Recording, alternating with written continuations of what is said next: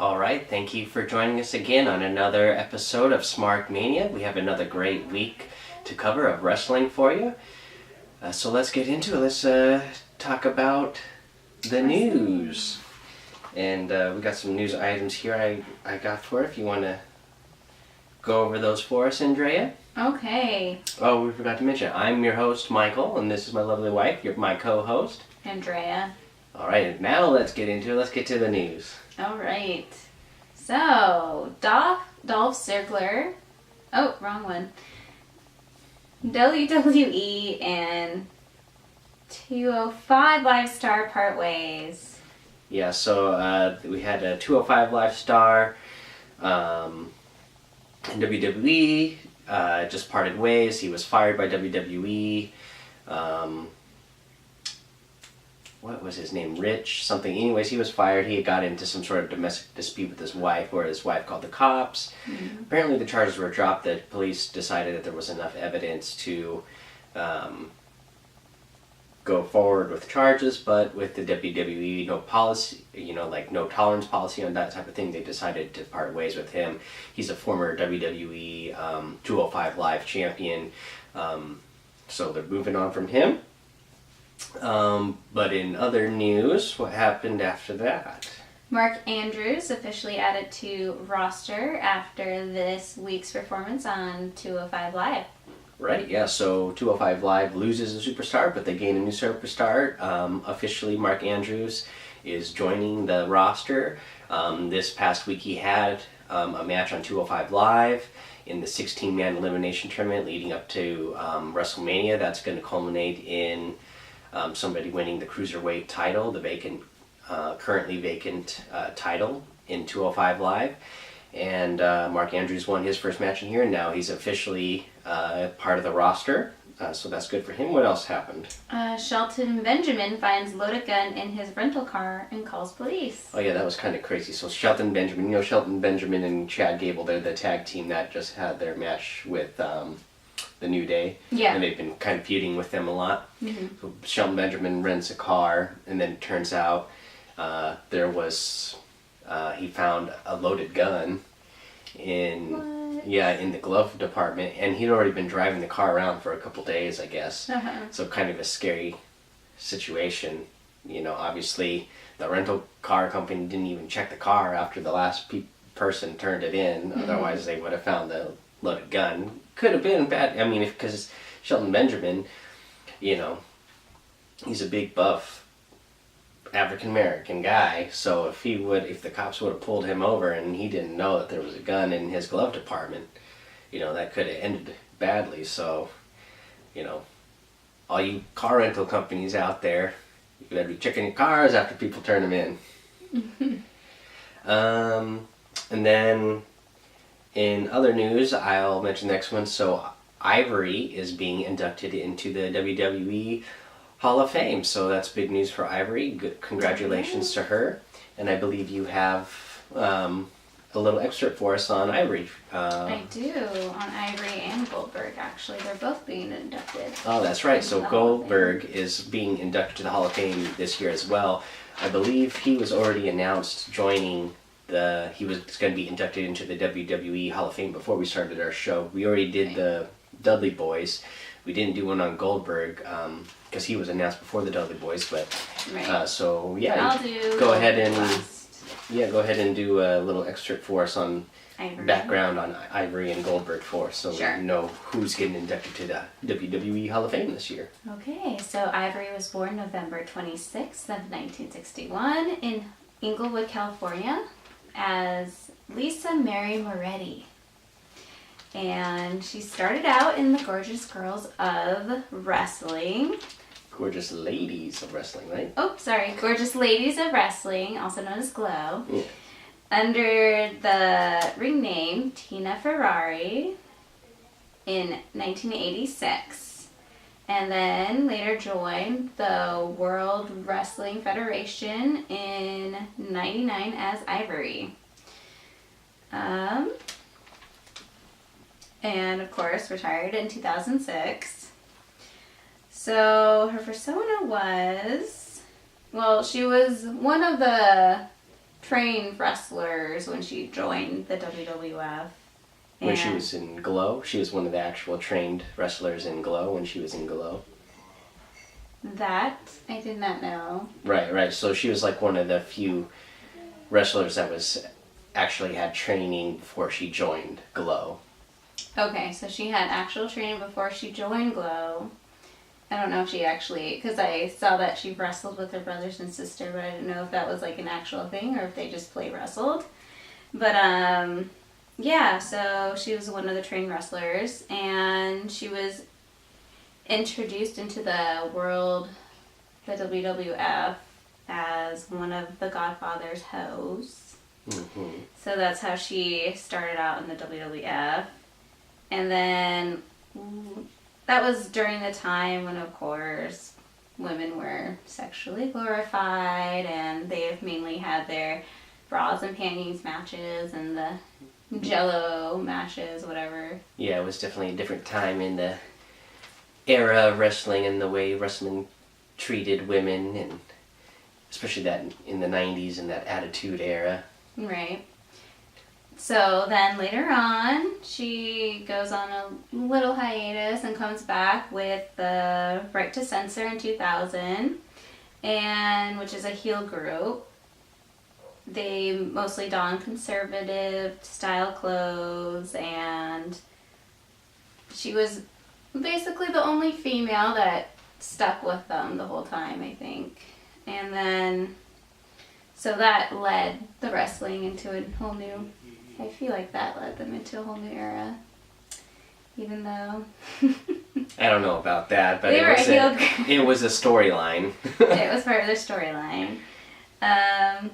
Yeah. So, and then finally, so she got her WWF Women's Championship 3 times, and now is being inducted to the WWE Hall of Fame. Awesome. Again, congratulations to Ivory. Yeah, congrats. And then now you have a little something for us on Goldberg.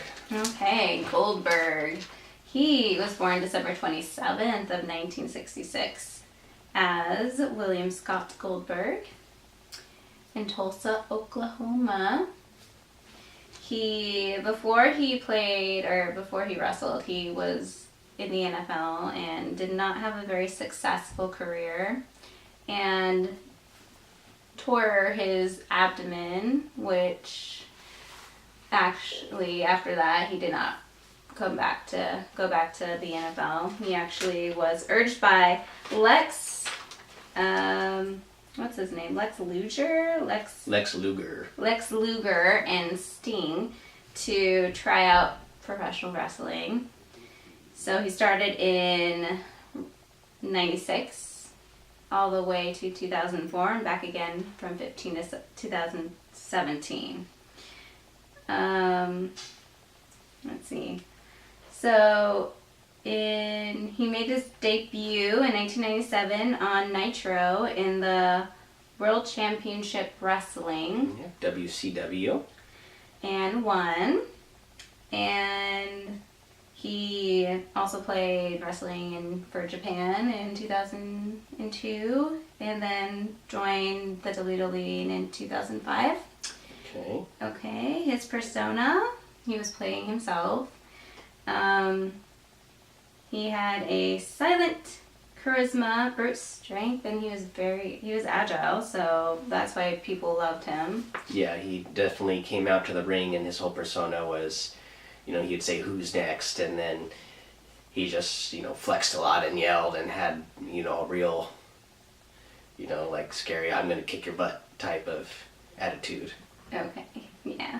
So, and of course his moves, which were his finishers, which was the jackhammer and the spear. Those were well known. Okay, so he had a winning streak from 1997 through 1998 when he was wrestling for the, what was it again? The WCW. WCW. He had the longest winning streak until Asuka beat, Asuka last year. Beat his record for longest streak. Yeah. Awesome. And He got 1 World and 2 United States Championships in the WCW, along with 1 World Tag Team Championship and 5th Triple Crown Champion with Bret Hart.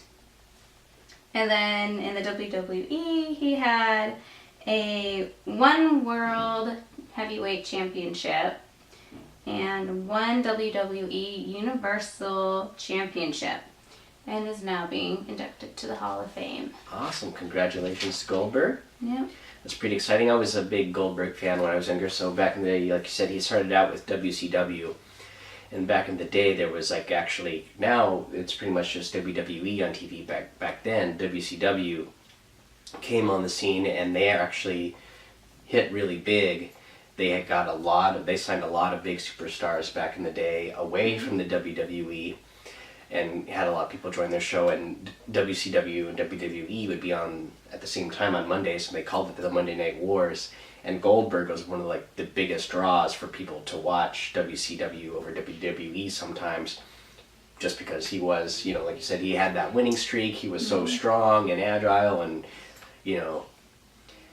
just had that attitude where he was going to kick everybody's butt, and he was like this big, muscular, phenomenal guy that it seemed like scary, like nobody, like he was a guy that you would, if you saw in real life, you would think, oh yeah.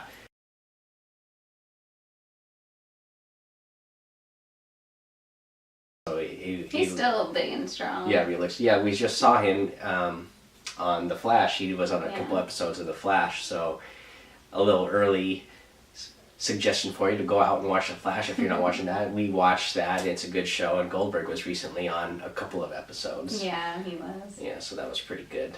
But thank you for the news, Andrea, and thank you for those little couple of things there on Ivory and Goldberg. So let's get into actual wrestling. This week, pretty much the usual. You watched SmackDown with me, and you watched Raw with me. Yes. And then I also, on my own, watched some additional wrestling. I watched 205 Live this week, and I watched some NXT. And then, I watched some more of the past Elimination Chamber matches. And on that, because actually, during the time that Goldberg was wrestling at WCW, that's when I was still watching wrestling. And around the time that Goldberg joined WWE, and around the time of the first Elimination Chamber match, this is why I'd never seen one until we were looking into it. This was about the time that I dropped off from watching wrestling on a regular basis. But now I've been going back and watching all the old pay-per-views that they had Elimination Chambers. And I'm really bummed that I stopped watching wrestling, and that, but because there were still really good matches. It was just like the storylines were so dumb that I stopped watching. And it was more of a thing. I think they were transitioning out of the Attitude Era, where the promos were like people were cussing and yelling and all this stuff, and now the promos are a little bit more PG, so like families can watch it together and whatnot. But I think during that transition, they didn't quite know what to do, and some of the storylines were just so dumb that it turned me off to wrestling for a little while. But some of the matches, like the matches themselves, like I just skipped through all the little dumb promos of some of the storylines that they were doing, and I just get straight to the matches. And the matches were still really good. People were putting on great performances in the ring. I wish they just wouldn't have so many dumb storylines, but I think they're getting back to, like they've been out of the Attitude Era now for the past 10, 15 years. So I think they kind of got it down, on that transition to where they actually can write some good storylines and still keep it, somewhat family friendly. So yeah, I think I'll be able to stick with it for ever this time now, as long as they don't make any crazy storylines that don't make any sense at all, or are just not interesting. I like some of the superstars that they have in there now, that they have interesting storylines. Yeah. But yeah, so let's get into what we watched this week. I'll go over mine first, since I watched some stuff. I'll go over 205 Live. And this week we started out with Akira Tozawa versus Mark Andrews, who we said in news that he is now officially part of the WWE roster. We had Akira Tozawa and Mark Andrews go against each other again. This is part of the 205 Live 16-man elimination tournament to get to WrestleMania to battle for the 205 Cruiserweight title. And then Akira Tozawa and Mark Andrews had a really good match here. Mark Andrews ended up getting the win. So he's going to move on in the tournament, and he's officially part of the roster. Awesome. After that, we had a little Gentleman Jack promo, and he was told by Drake Maverick to wear wrestling gear, because normally Gentleman Jack Gallagher is always kind of wearing like a dapper sort of, look like a 1930s type of suit kind of thing. Yeah. But they're trying to bring 205 Live, get rid of kind of these kind of dumb storylines that people aren't interested in and make it a little bit more realistic style wrestling, which I think is why the past 3 weeks have been better than they have been ever since 205 Live started. So Drake, I think they're just kind of furthering the idea that this is what's going to be happening. So, Drake tells Jack Gallagher, hey, you gotta actually wear wrestling gear when you're going to wrestle. You can't just be wearing some dapper suit type of thing. Uh-oh. So then after that, we had the next match of the night, which was Drew Gulak versus Tony Nese.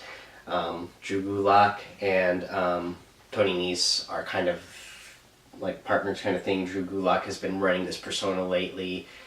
This is before Triple H took over even, where they were saying that 205, it was kind of like a inside thing where they knew 205 Live wasn't getting the type of ratings they were saying, and Drew Gulak was kind of doing like a mock presidential running kind of thing, and he was saying he was advocating to make 205 Live better kind of thing, kind of mocking a Trump type of thing or something. Yeah.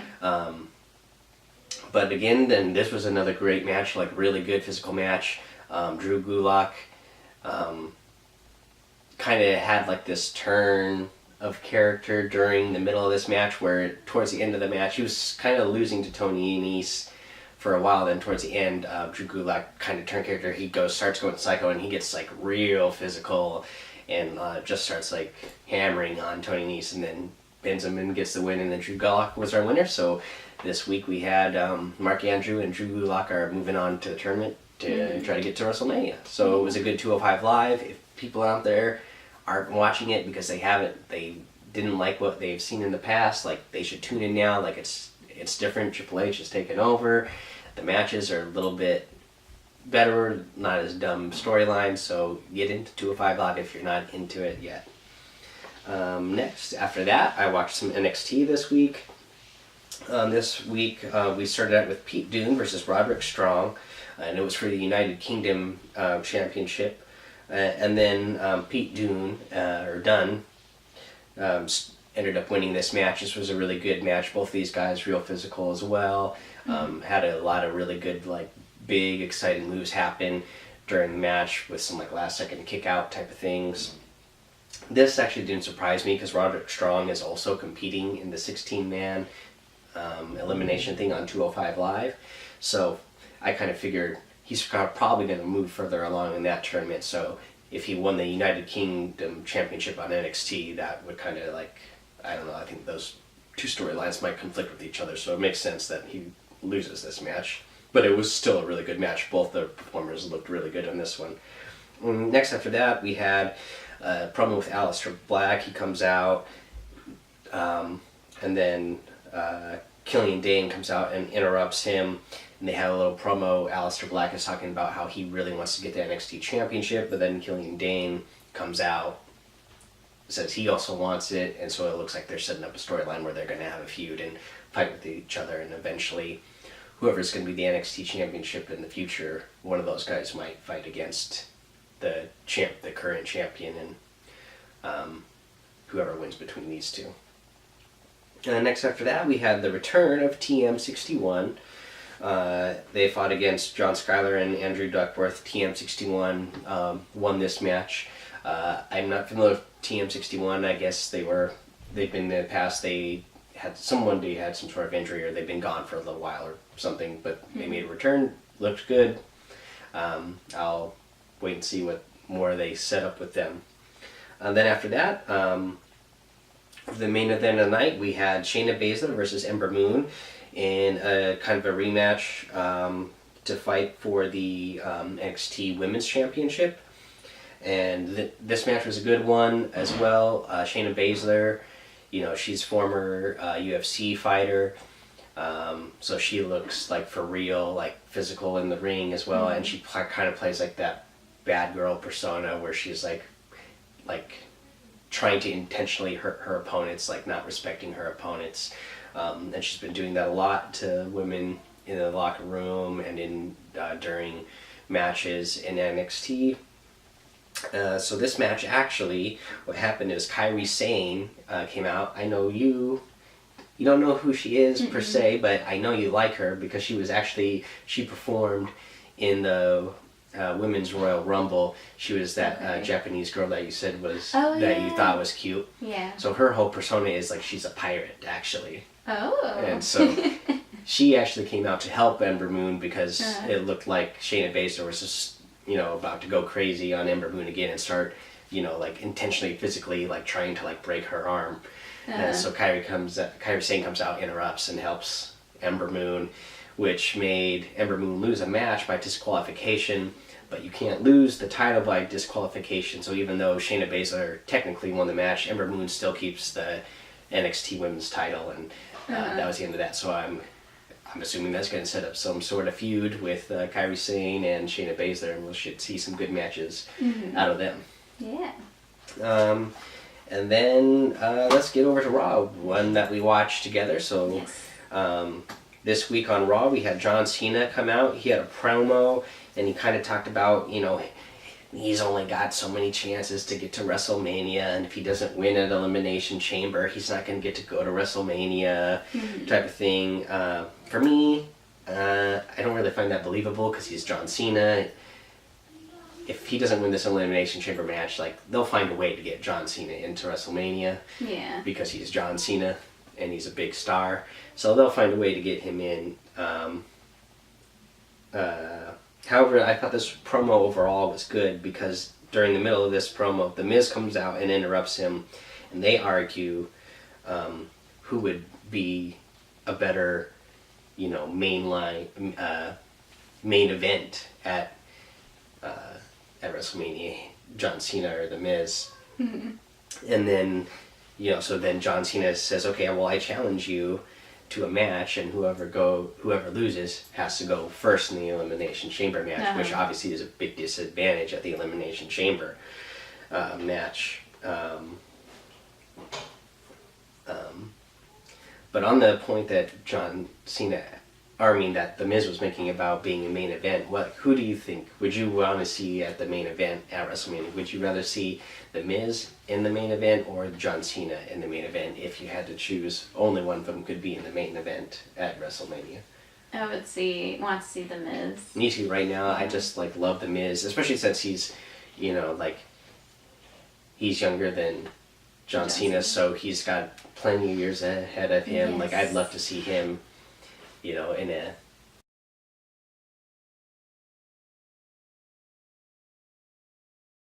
could happen, especially if he wins this Elimination Chamber. Yeah. But anyways, The Miz, he didn't want to accept the challenge because he doesn't want to have to go first in the Elimination Chamber match. But then Kurt Angle comes out and says, no, this match is gonna happen. That sounds like a good idea to me. He bans the Miz Taraj from ringside. So then John Cena and the Miz have a match with each other. And then, what did you think of this match between John Cena and the Miz? I don't remember who won. John Cena won this match. Were people booing at John Cena though? People have been. He's kind of had this throughout his career. Like, they strongly cheer for him and they strongly boo him. It goes back and forth. He's just kind of got one of those personalities that people kind of go back and forth on. Yeah. Yeah, I thought it was good. I like seeing the Miz play. Yeah, I thought it was a really good match. A lot of big moves in this. Another one where there was a lot of big moves with close kickouts. Really good performance inside the ring.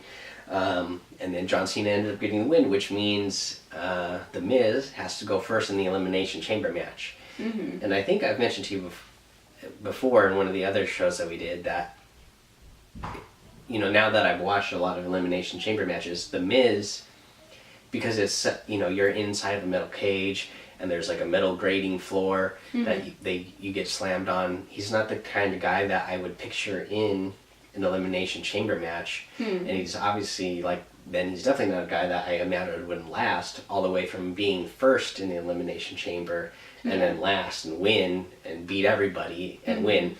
So I actually think that's kind of exciting that they're putting him in first in the Elimination Chamber match, just because, I don't think he's going to win, but even if he lasts long and gets to the end, that makes it that much exciting to think maybe The Miz could win this kind of match that, other guys that are in this match with him, most of them have been in an Elimination Chamber match before, or are just a lot bigger and stronger looking than him.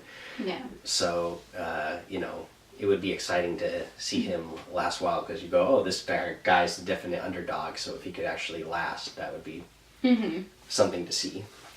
Next, after that, we had a Matt Hardy promo, and then, after that we had another one come up where Kurt Angle announces that Ronda Rousey is going to sign her contract at the Elimination Chamber pay-per-view, and so I guess that's pretty exciting that Ronda Rousey is officially going to be signing her contract now and officially be joining the WWE. Yeah, that is exciting. Yeah. I thought she already did that, but I guess... No, I guess she just came to WrestleMania, made an appearance to kind of, show goodwill that, yep, she's definitely going to be joining, but the contract wasn't signed yet. Oh, okay. And I'm guessing now that she's not publicly signing her contract, Yeah. there. I'm sure by the time they get to the Elimination Chamber pay-per-view, they're going to have already signed the contract, and this will just be something that she's signing at the event to get the fans excited. Because, they do the same thing in baseball and football and stuff. Somebody will sign the contract and then they'll announce it. Oh, and then they'll right. show somebody at a news conference yeah, look, I'm signing the contract. Yeah. But you wouldn't really do that, because then if all of a sudden you saw something in the contract that you didn't like while you were sitting there, you'd be like, hey, well, what does this thing mean? Yeah. So Right. I'm sure they've already gone over that with all the lawyers before, and this is just something for show. Yeah. Oh yeah, but then I made a note here. This is something else I kind of wanted to bring up. So Kurt Angle, when he started out this promo, he was talking about how Jason Jordan, isn't going to be at WrestleMania, because there's been a lot of stuff on social media and people at events cheering the fact that Jason Jordan is going to be there because people don't like his character, which he has been turning into a heel lately, so you're not supposed to like him. But then for people to actually be glad that he's not going to be there, that's not cool. You should definitely not cheer somebody's, injury, No. real life injury that's preventing them from doing their job and preventing him the opportunity to do something Right. that he's dreamed of, Oh. So hopefully, Speaking of Jason Jordan, he's not Kurt Angle's son. you're right. Yes, he is That not is- really Kurt Angle's son. Although I thought he was, because they look similar, but Yeah. no. That is just a storyline that they came up with, because they do look similar. So, and Yeah. Jason Jordan has a similar background in where he did collegiate style wrestling and Olympic style wrestling and was really good at it. So that's how they came up with that storyline. But nope, they're not really related. And also smart. He's got BA in what was it? Oh, microbiology or something. Yeah, Or medicine. chemistry and biology, Chemistry, yeah. something like that. Yeah. So if you're one of those fans out there that's actually glad that Jason Jordan is hurt, take time to think that over. That's not cool. Yeah. What else? And then so Seth Rollins interrupts at this.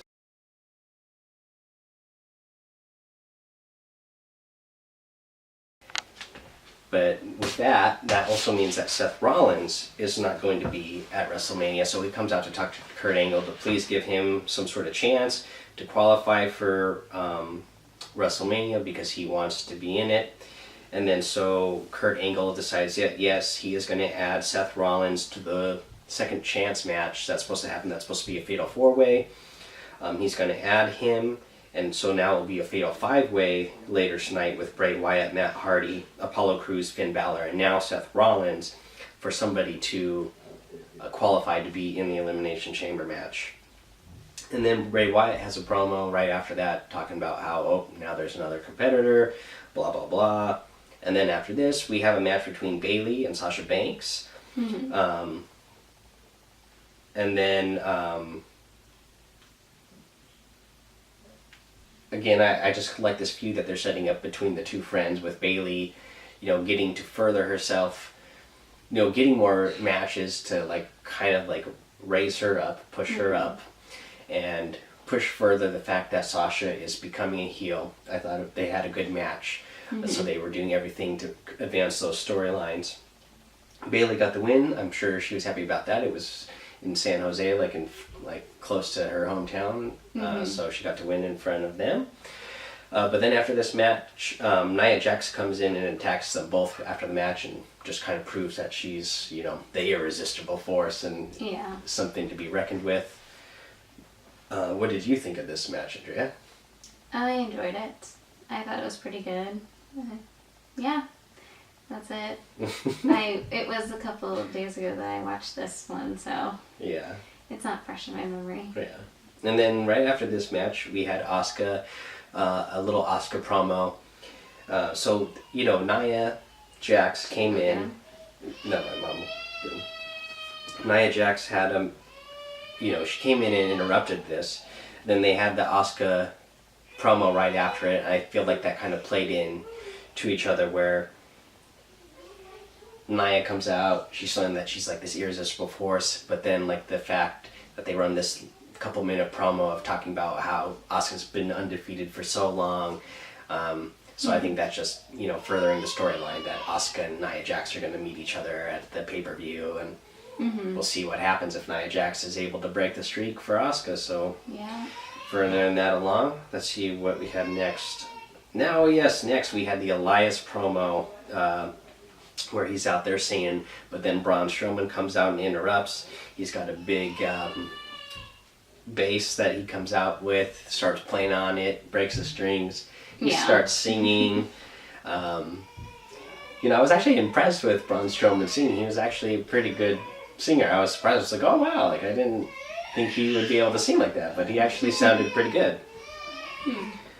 What did you think? Oh, I thought he sounded decent too. Yeah. I don't know, he didn't sing very much, so right, yeah. I heard like a little bit. Yeah, I heard some people complaining or like because he's been doing like the Mitch Match Challenge as well. I haven't watched any. I know you haven't watched any, but apparently he's been playing kind of like more of a sillier character during those matches, and then people were kind of seeing this whole promo as kind of a silly thing. It started out that way, and people weren't liking it, but I feel like overall the promo worked really well, because after he did that, like he went back into the like Monster Among Men thing and just went in there, destroyed Elias, and then smashed the base on Elias's back. So he's definitely a big, strong, scary dude, and I think he's a kind of guy who should have some character to him. He's not like Kane, like back in the day, Kane wore a mask, you couldn't see his face. Like he didn't have a way to like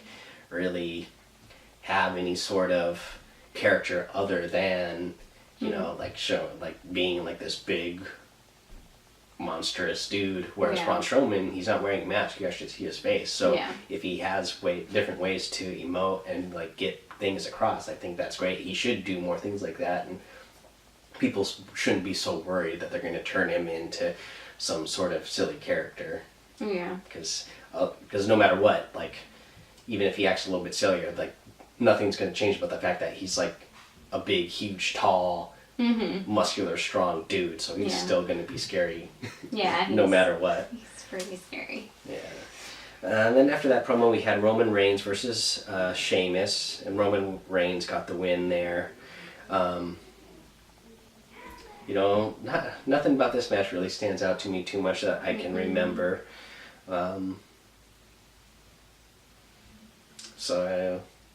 That's what we had there. We had Roman Reigns get the win. Then we had the promo that announced that Ivory was going to be inducted to the Hall of Fame, and we already went over Ivory, so congratulations again to Ivory. And then we had the main event of the night on Raw, which was Bray Wyatt versus Matt Hardy versus Apollo Crews versus Finn Balor versus Seth Rollins in a fatal 5-way match to see who would qualify for the final spot in the Elimination Chamber match. Going into this match, who did you think would be winning this? Oh, I thought Finn Balor. Finn Balor. See? I can't say his name right. Balor. Finn Balor. I have to like remind myself how to say people's names. Finn Balor. I thought. Yeah. I wanted, maybe. That's who I wanted to win as well. But then they just added Seth Rollins during the show, so I thought, oh, well, maybe Seth Rollins is going to be the obvious guy that's win, because he's, also a big star, and, he wants to be at WrestleMania, and he was going to be at WrestleMania with Jason Jordan, but because of Jason Jordan's injury, now that's not happening, so they got to find a way to get Seth Rollins in there. And what did they do during this match? Was a lot of good moves in this one, too. Another really good way to end the night. It was a good main event, I thought. A lot of good moments for all the wrestlers involved in this thing. I think they played a lot of things out well.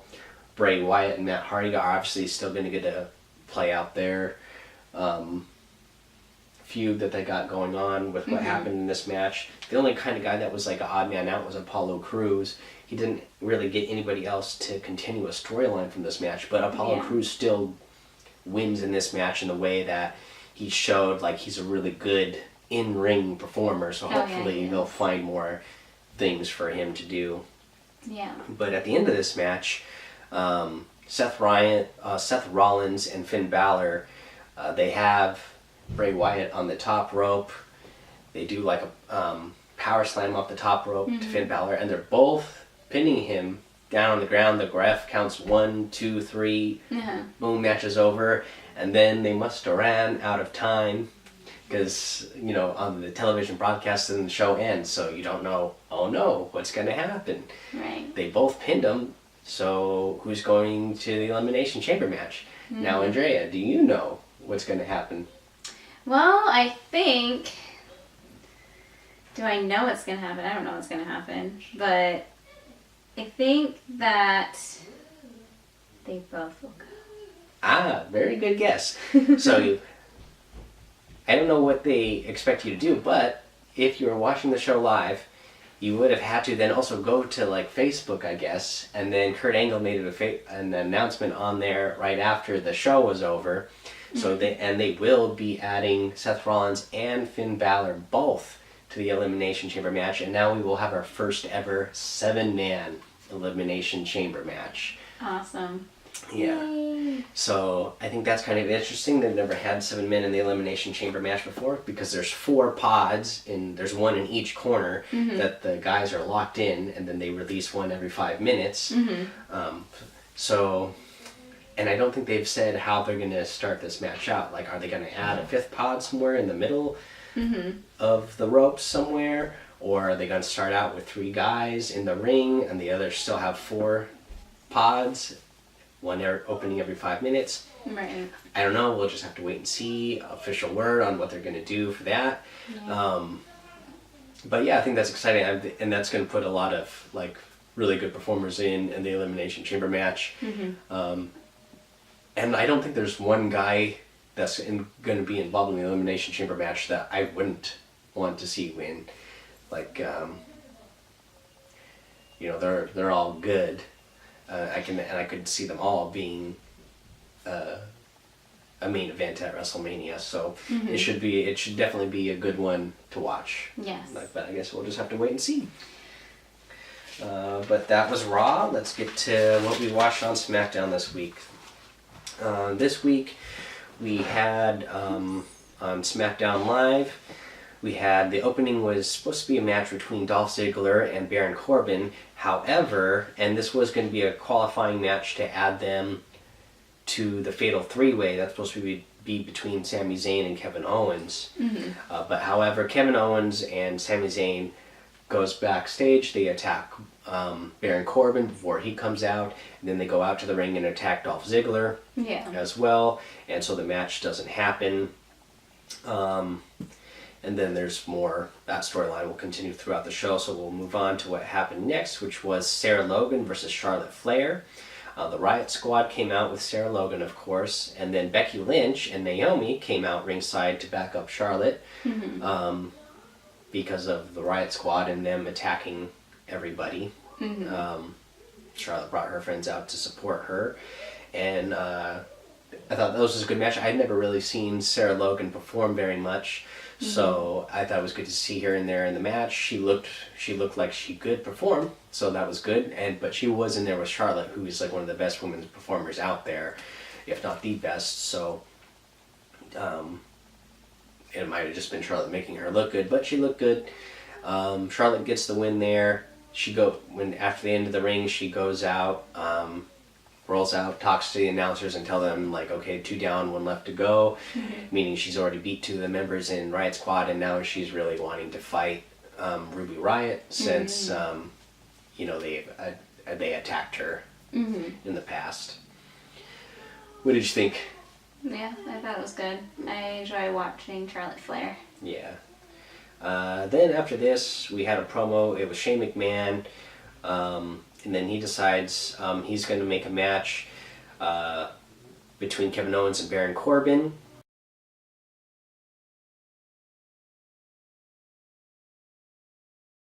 If Baron Corbin wins, then he gets to go into the match, the Fatal 3-Way, which make it a Fatal 4-Way. And then same thing goes for Dolph Ziggler. And if they both win, then it would become a Fatal 5-Way. And then, so right after that, they have what it was supposed to be a match between Bobby Roode and for the open challenge of the U.S. title. He decides to continue that tradition. And then he calls out Randy Orton, so Randy Orton comes out to the ring, but then Jinder Mahal interrupts. And then they kind of paid off the whole, like, top 10 superstar thing that they've been doing on SmackDown, where Jinder Mahal kind of, like, talks about people not respecting Randy Orton and Bobby Roode being too high on the list, and it's because, Randy Orton's out low because people don't respect him, whatever. But I still don't like the whole top 10 superstar thing they're doing. But anyways, Jinder Mahal interrupts. Fight breaks out between the 3 of them, and no match actually happens. So I'm assuming this is going to pay off later somehow. There's probably going to be some, like, Fatal 3-Way between Randy Orton, Jinder Mahal, and Bobby Roode for the U.S. title or something. Okay. That's what I'm guessing. Yeah, that would be awesome. Yeah, what do you think? Does it sound believable storyline to you? That sounds believable to me. Yeah. I like watching them all fight each other. Yeah. And then we had a New Day promo where they came out. They had like 3 tables like piled up with pancakes, and they were going to do like a pancake challenge where Big E is going to like see how many pancakes he can eat. And yeah, and I was hoping that he was actually going to try doing that, but no, he just shoved a bunch in his mouth. Pretending that he was going to do it. Yeah, it was a little funny thing they did. They obviously ended up not really seeing how many he could eat in 8 minutes, but it was still funny. Yeah.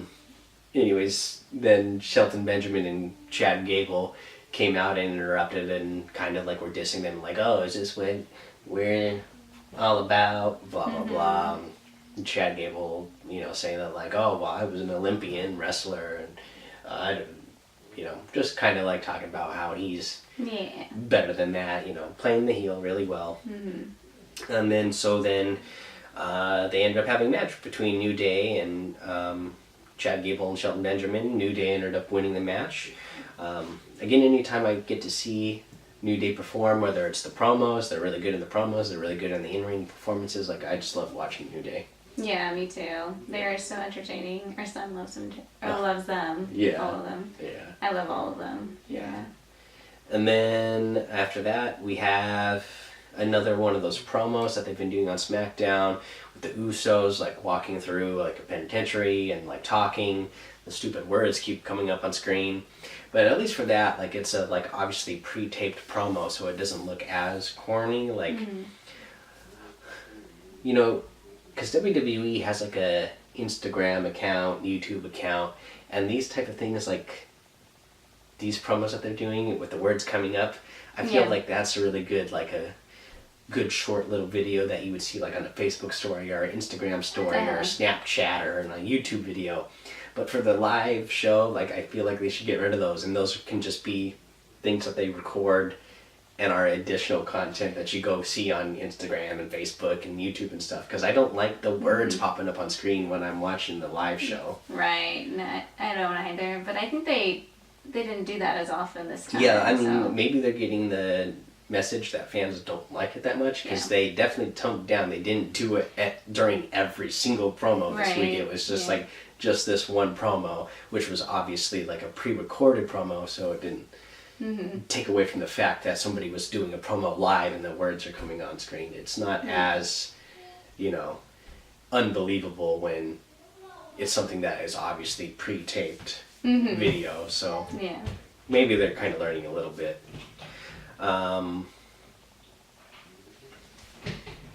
Then let's see here. Oh, you know what? I skipped a match here earlier in the night. So Kevin Owens, I skipped the Kevin Owens versus Baron Corbin match. Oh, that's right. Because this happened right after the Shane McMahon promo where he was said that he was adding these matches for the night. Anyways, Baron Corbin actually got the win there. Baron Corbin got the win against Kevin Owens, so Baron Corbin gets added to the match, which is now going to become a fatal four-way at Fastlane between, at this point, Kevin Owens, Sami Zayn, AJ Styles, and Baron Corbin. And then I made a note. I told you even like that Baron Corbin actually looked good in this match. Like that's how good I think Kevin Owens is. Kevin Owens is so good that he made Baron Corbin look good. Right. Ever since I've been watching, I'm just indifferent to Baron Corbin, which, like I was telling you, like is not a great thing for a wrestler. You either want to be, you know, a baby face where people are cheering for you, or you really want to be you want to be so good at being a heel that people are actually booing against you. Like one of the worst things that could happen to you is that people are just indifferent, and I was indifferent to Baron Corbin, but during this match he actually looked good, and I was like excited to see the moves he was pulling off and the way he was like physically handling Kevin Owens. I think Kevin Owens made him look good. So I think Kevin Owens helped out a lot. Yeah, definitely. So I don't know if Baron Corbin just needs, you know, like the better performers to perform with to bring up his level, but it definitely helped him a lot. Since we're there, this will come up good back to back anyways, I guess. At the end of the show, we had Sami Zayn versus Dolph Ziggler, also trying to qualify to get added to this match at Fastlane. And Dolph Ziggler ends up getting the win here. Dolph Ziggler is just a really good in-ring performer. He recently re-signed a new contract with the WWE. I think I read that it's like a 2-year deal, $1.5 million a year. And he still is like pursuing, he wants to be a stand-up comedian, so he's pursuing that outside of that. So his new contract kind of allows him to be able to go do those things more often. But obviously, because he is a good in-ring performer, they still want him at the big events and like pay-per-views and things like this. So I felt like this was a good match. He showed that he is a really good in-ring performer, gets the win, so now he's going to be added to the match, and we're going to have the Fatal 5-Way between Sami Zayn, Dolph Ziggler, Kevin Owens, Baron Corbin, and the champion AJ Styles. Something else I wanted to bring up about this was the fact that Shane McMahon is still kind of coming off as the heel, you know, because Daniel Bryan has kind of been in the corner of Kevin Owens and Sami Zayn, and then Shane McMahon has really been against them, and Shane McMahon keeps trying to change the matches, and now it's a Fatal 5-Way, which is even worse for AJ Styles because AJ Styles now has 4 other guys that he has to defend his title against. Mm-hmm. And so there's 4 other guys that could, in this match, it's not an elimination match, it's just first person to get a pin on somebody else or a submission on somebody else is the winner, and they're the new champion. So AJ Styles doesn't even have to be pinned or submitted himself. It could happen to somebody else. Mm-hmm. So it's even worse for AJ Styles. Yeah. And I feel like this will even further along the storyline that AJ Styles is going to be calling out both Daniel Bryan and Shane McMahon, saying like, you guys have this feud thing going on that is affecting me, so you guys need to work it out. And in my dream world is that where that would come to head is like they both decide, yes, okay, yeah, we're gonna work this out. They announce that Daniel Bryan is gonna come back to wrestling, and his first match back is gonna be at WrestleMania, and he's gonna fight against Shane McMahon. And then we could have a return of Daniel Bryan because his contract is up with WWE this summer. So yeah, I'm hoping, crossing my fingers and everything, I'm hoping that is what is going to be the events, because he's been having all these tests done, and he's even been sent by WWE themselves, like the doctors WWE has told him to see, and they've given him the all clear that he's healthy enough to go. So hopefully that's going to be what happens, because Daniel Bryan says he wants to wrestle again, and if he has to leave WWE to wrestle, he would. So hopefully he doesn't have to, though. Yeah. Well, I guess we'll see. Yeah. That's what I think about that. What do you think? Would you be excited to see Daniel Bryan's return? Yeah, I would. I don't think I've seen him wrestle, so. No, I've watched one of his old matches, and he was really good. And, I mean, he still has a lot of pop with the fans. Like when he comes out, his music starts playing, everybody's doing the yes chant, and and even our 6-year-old does the yes yes yes when he comes and out and does wrestling, and our son has never seen him wrestle either, but he loves the music, he loves his whole yes thing, and he's got good charisma in the ring. Our 1-year-old, like, he can't say yes yes yes, but like when his music comes on, he raises his hands in the air and puts his fingers up.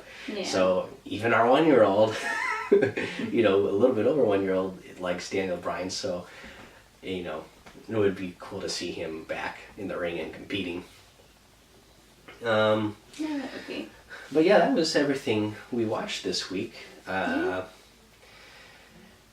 We already kind of talked about a suggestion for something outside of wrestling to do this week, which would be go watch The Flash, because Goldberg is in a couple of episodes this season, and he did a good job in that.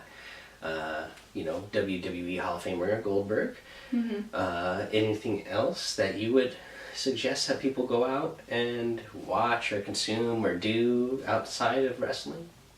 Well, I guess spend time with your families. Yeah, spend time with your families. That's a good idea. Relax and take care of yourselves too.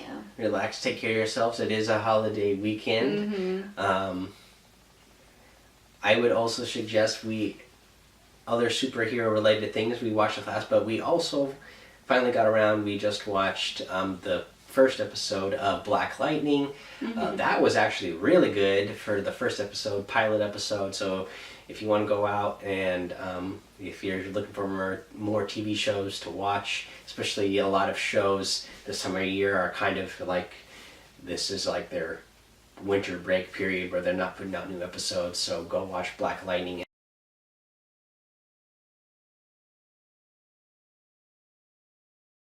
Yeah, so thank you everybody for joining us, and thank you on this other episode of Smart Mania, and we'll see you again next week for another episode. Bye. Bye. That's good stuff.